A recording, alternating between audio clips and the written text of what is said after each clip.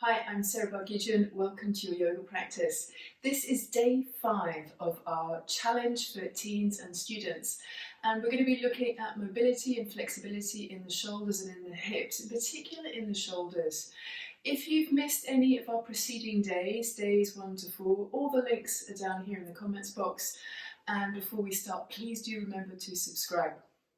Now, you're going to need a few things. You're going to need a yoga strap. It doesn't have to be an official yoga strap. It can be a tea towel or a dressing gown belt, a block, which again doesn't have to be an official one. You can just use a hardback book, and a towel or a blanket. So I want you to begin standing up with your strap. Bring your feet together. We're going to mobilize and bring some flexibility into the shoulders here. This is a really good thing to do, whether you're standing on a yoga mat or not. I quite often do this in the kitchen whilst I'm waiting for something to cook because my shoulders are very tight. Hold the strap with your elbows straight the whole time you're doing this, and make sure there's quite a big gap in between, maybe about a metre or so that your elbows can stay straight. Then bring the strap up overhead. Lift up your shoulder blades a little bit towards your ears here. As you push your feet down, lengthen your ribs down into your abdominal muscles, and then slowly bring the strap back behind you. Make sure you haven't got a wall or anything behind you. Stretch your elbows really straight and strong, and then bring the strap slowly to touch your bottom behind you and let your shoulders drop down. Then as you inhale, come all the way back up again.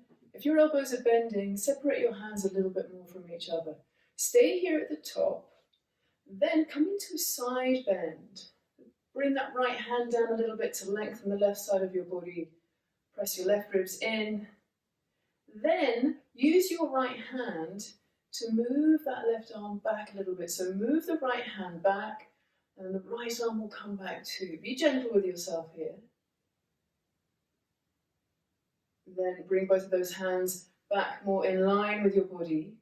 Come back up again and do the other side. So bring your arms down. It feels like about a 90-degree angle you're making here. Bring the left hand back a little bit and the right hand back. Come into the side bend. Push your right foot down. Squeeze your legs strong. Press your tailbone down towards your heels. Come all the way back up. Then bring the strap down so it touches the front of your legs, touches your thighs. Inhale, come up. Exhale, go all the way back again. Inhale, come back overhead. We're going to do the side bends again. Bend to your right. Then bring your hands back a little bit more. Press the right hand down a bit more. Reach the left hand up towards the ceiling. Like you want to really pull the strap apart. Keep pressing the ribs down. Inhale, come up. As you exhale, go to the other side. So start with the side bend, then bring the hands back. It's going to be easier to do it in that order. Squeeze your legs towards each other. Push that right foot down. Inhale, come up. Exhale, bring your hands all the way down. Let your shoulders drop. Drop down away from your ears. Inhale, come up. Let your shoulders rise up towards your ears. Reach up, stretch up. Exhale, come back. This is the last time. Inhale, come up overhead and stop. Go to your right. Bring your hands back. So really opening up the shoulders here. Bring the hands back to where they began. Come all the way up and then go to the other side. Bring the hands back. Opening up the chest here. Strengthening your upper back. So often the way that we sit, bring the hands back. With our upper back kind of rounded down, stretching and weakening, bring the strap down.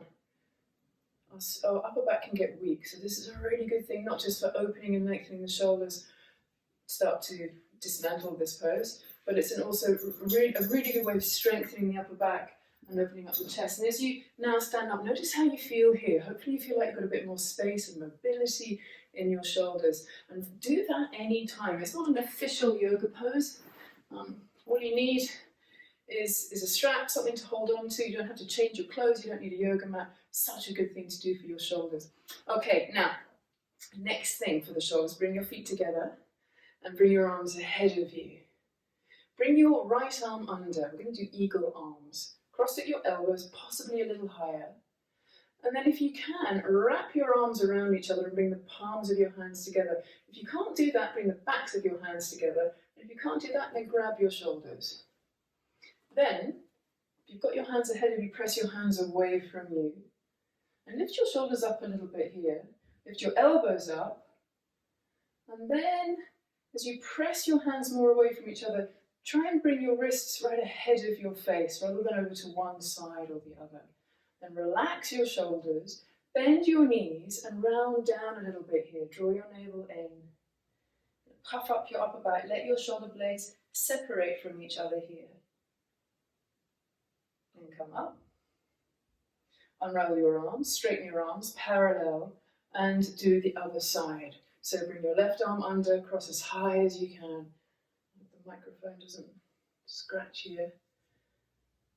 Relax your shoulders. Press your hands away from your face, your elbows up. Lift your shoulders up a little bit. Then press your shoulders down. Bend your knees and round down here. Again, your wrists are right in front of your face, in the center. Let your gaze focus on your wrists, but also be aware of your peripheral vision. Push your feet down. Inhale, come up. Unravel your arms, bring your hands down by your sides. Now, from here, step your feet wide to the edges of your mat. Parallel your feet. Interlace your hands behind your back. Now, straighten your elbows and press your knuckles down to the floor and bring your shoulders back. Gently press your shoulders down towards the floor. Then forward fold. If you need to bend your knees, do, but try and keep your legs straight and squeeze your legs strong. And let your hands come over your head, maybe a little more towards the floor. Here we're beginning to stretch, bring a bit more mobility into the hips as well. Squeeze your feet towards each other as best you can and hang your head. Then to come out of this, bend your knees, push your feet down, inhale, come up. We're going to do that again, but I want you to change the dominance of the clasp of your fingers behind your back. So from here, bend your elbows, lift your hands up a little bit, and then change the interlace of your fingers so it feels a bit awkward. The other thumb is on top.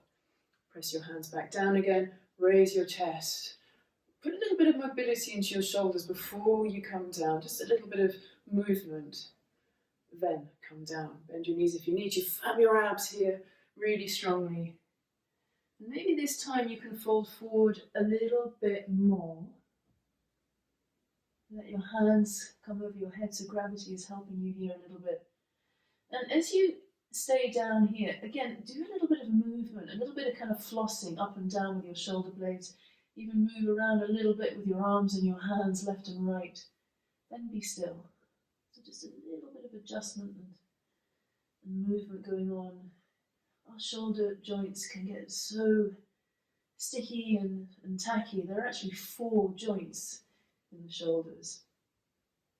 So lots of possibilities for frozen shoulder syndrome, tackiness, particularly on one side, your dominant side of your right hand. It's very often that shoulder that gets stuck. Now bend your knees, inhale, come up. So these poses, these exercises are a really good way to prevent headaches and neck ache, and of course shoulder ache. Now release your hands, roll your shoulders back a little bit, a couple of times, then forwards. Bring your hands to your hips and walk your feet together. Good. Now from here we're going to work a little bit more on the hips. Stay standing, bring your feet together. Keep your hands on your hips as you bend both of your knees. We're going to do a standing figure 4, so a little bit of balance work here as well. If you know you're a bit off kilter when it comes to one-legged poses, make sure you're near a wall so that you can touch it and hold on to it as much as you need to. Pick up your right leg, turn the knee out to the side and show the sole of the foot towards the left side of your room. Now firm your abs here and squeeze your bottom. We have a tendency to kind of hit this, let this hip kind of swing out to the side. So press it in and then draw your navel in. And like you did when you had eagle arms earlier, come down a little bit, carefully. You're probably going to feel this in the right hip. If you're feeling it strongly in the knee, then come up a little bit. We can be very careful of our knees. Quite often when we have tight hips and we're coming into hip stretches, the knees can take some beating. So be very gentle with your knees in all these hip poses that we do. If you're coming out of this, if you're losing your balance, just keep coming back into it. Balance also takes practice. Now push your left foot down, come all the way up. Bring your right foot to the floor. Bend both of your knees again, so we can do the other side. Pick up the left leg and turn it out. If you're really wobbly here, and you probably will be if you're on carpet, please have the wall nearby. You can even do this with both of your hands on the wall like this. Squeeze your bottom. So remember, don't let that right hip hitch out to the side. Stay here for a couple more breaths. Lift your shoulders up away from the floor. Now push your right foot down and bring both of your feet down to the floor. Good. Now, from here, I'm just going to straighten my mat out a little bit. I want you to get your block or your book, whatever it may be, and put it at the top of your mat. Then, come into downward facing dog. Just bring your hands to either side of your block and step back. Lift up your sitting bones, squeeze your legs strong. Then, move your right hand a little bit more towards the left hand and step your right foot to the outside of your right hand. Use your hand if you need to. So both your hands are inside your right foot and bring your back knee down to the floor. Now the block is here for you to put your hands on because, now you stay where you are, but I'm going to move because we're going to stay here for about 45 seconds, quite a long time, and it's quite nice to have your hands up a little bit, especially if you're a little bit tighter in your hips. From here, press the left hip point forwards a little bit more. And if you want to, turn the right toes out just a little bit. Squeeze your bottom. Now if you find you don't need the block and that you can bring your hands down to the floor, do that. If you think that you could actually bend your elbows a little bit and move your chest down and forward, you can bring the block underneath your left elbow. I want you to have something to rest on. If you don't need the block, bring the elbow down. And if you're flexible enough to not have to lean way over towards the left, bring the right elbow down. Try and have your weight distributed evenly in the right foot and the left knee, the back knee. Draw your navel up and gently press your shoulders towards that back foot, so they're not tensing up and rising up towards your ears. And then coming out of this, if you have got both elbows down, bring your hands to the floor and step back to downward facing dog. Just move the block out of the way so you've got space for your hands. Now really lift up your sitting bones, push your hands forward, press your heels down. Stretching the backs of the legs, but you're also very much stretching the glutes here as you lift up your sitting bones. Now we're going to do that low lunge on the other side. So bring your left hand a little closer to your right hand so that you've got space now to step your left foot to the outside of your left hand. Bring your back knee down. And again, the block is there if you need it to bring your hands onto the block. I like to start conservatively. So arms straight, let your hips have time to get used to being in this unusual shape. You're kind of pulling your pelvis apart in two different directions here. So take your time. This isn't something that you normally do. So don't shock your body and injure it. So slowly, slowly coming down. Be very aware of what you're doing. Be thoughtful about how this feels. If you've got any old injuries, respect them. Back away a little bit. Press that left buttock in a little bit and tack it back towards the back inner heel.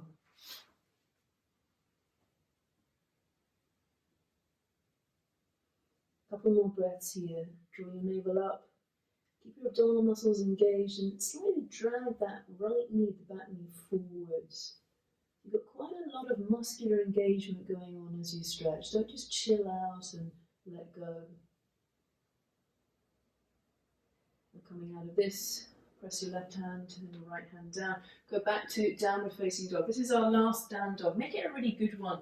In fact, separate your feet a little wider than you normally do. Straighten both arms and legs. And bring both your heels over to the left. Push your right hand forward. Stay like this. Peel your feet up so that you're showing the soles of your feet to the back of the room. And press the right hip back. So the side of your waist, the right side of your waist and the right hip, get a little bit more of a lengthening here. Come up with the heels. And then rearrange your feet so that you can now drop the heels to the other side. So the outside of your right foot is down, the inside of the left foot. Push your left hand forward, firm your abs as you really press the left hip back.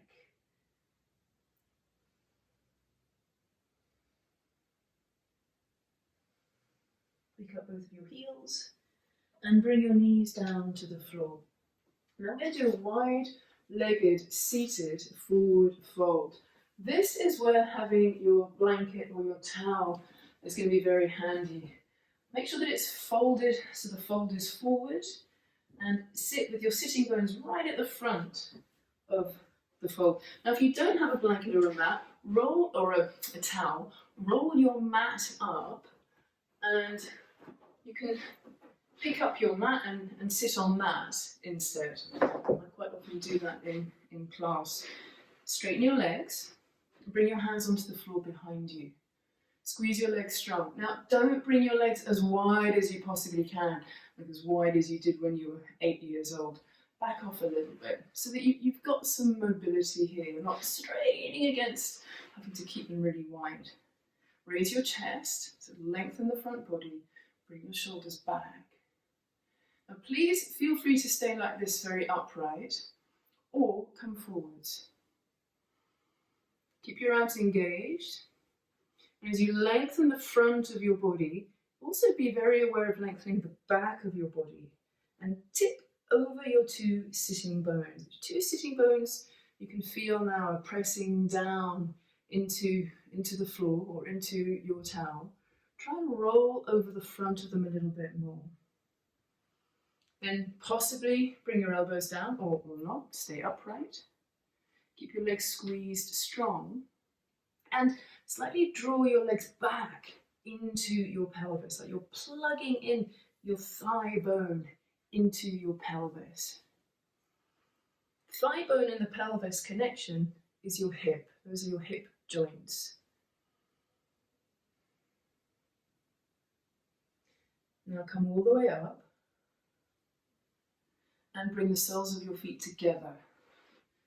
And we're going to start as we did before with the hands behind you, but just connect the feet and really do bring the soles of your feet completely together. In Ashtanga yoga, we quite often have the feet apart, but here in a more classic, not only Iyengar way, bring your hands onto the floor behind you and raise your chest. Press the big toes together quite strongly. Stay upright like this, or bring your hands around your toes. You can bring your hands around your ankles if you prefer.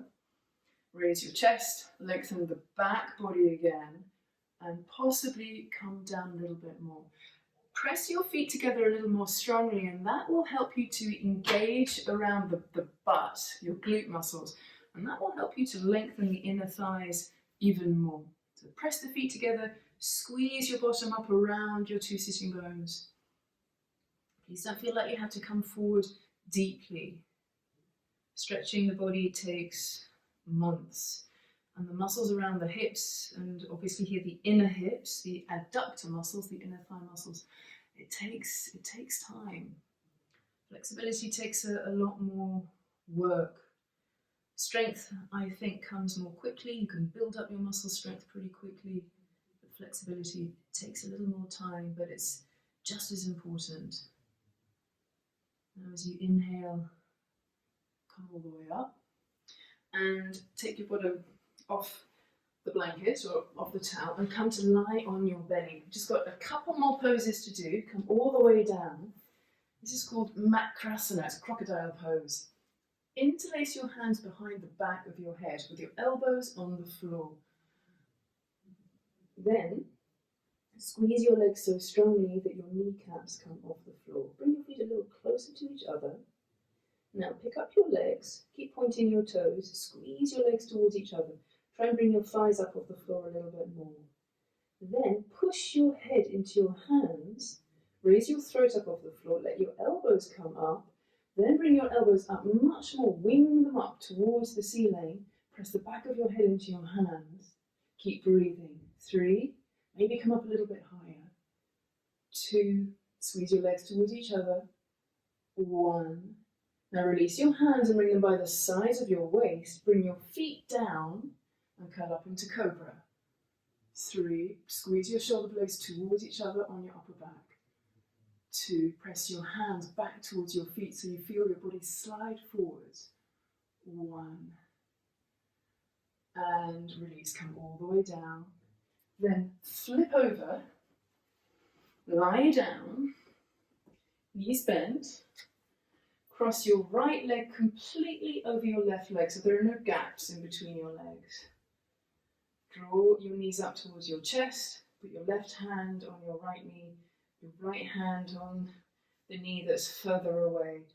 Relax your shoulders, relax your knees and your feet, and draw your knees down a little bit more towards your chest, towards the center of your chest. Keep your head on the floor.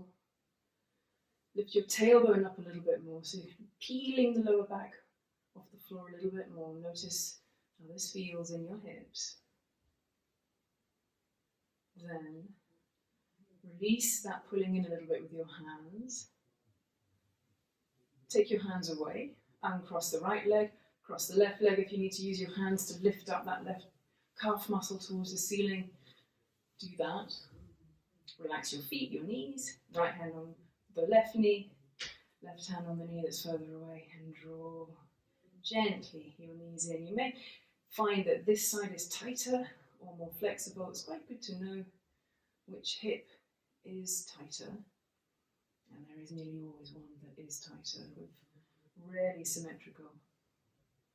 And the one that's tighter, when you're doing this on your own without me, stay a little longer in the tighter side.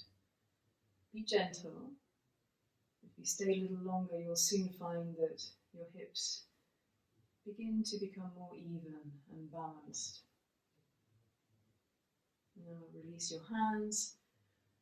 Bring your right foot to the floor, then your left foot.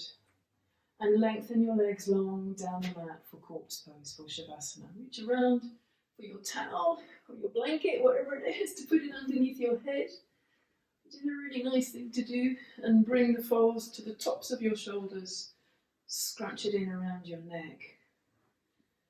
Stay here with me. It's very tempting, I know, to stand up and walk away, but Shavasana is really important. Let your body reboot here. Bring the backs of your hands to the floor, let your fingers loosely curl. And as you stay here, I'm going to read you a poem, which I thought would be a really nice way to end this 5-day challenge. Poetry is such a wonderful way to cheer up the day, and to deepen your insight into yourself and into the world around you. This is probably my favourite poem of all time. It's by Mary Oliver, called Wild Geese. So continue lying down. You're not completely in Shavasana because you are listening. And when I've finished, I'll let you stay in silence for about another minute, and then I'll let you know when it's time to come out. Meanwhile, listen to these words. You do not have to be good. You do not have to walk on your knees for 100 miles through the desert repenting. You only have to let the soft animal of your body love what it loves. Tell me about despair, yours, and I will tell you mine. Meanwhile, the world goes on. Meanwhile, the sun and the clear pebbles of the rain are moving across the landscapes, over the prairies and the deep trees, the mountains and the rivers. Meanwhile, the wild geese, high in the clean blue air, are heading home again. Whoever you are, no matter how lonely, the world offers itself to your imagination, calls to you like the wild geese, harsh and exciting, over and over, announcing your place in the family of things.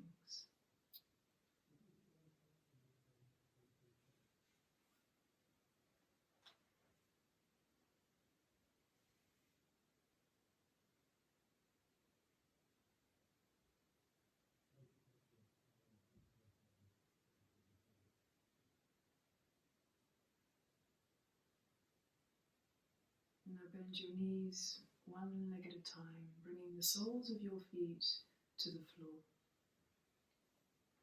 Roll over onto your right side and rest your head in your upper right arm. Keep your eyes closed. Notice how your body feels now, having brought a little more opening and mobility into your shoulders and hips. And just for a moment here, review what went well for you. What felt good during that 20-minute sequence? Those 10 poses that we did. What went well for you? What felt good? What successes did you have?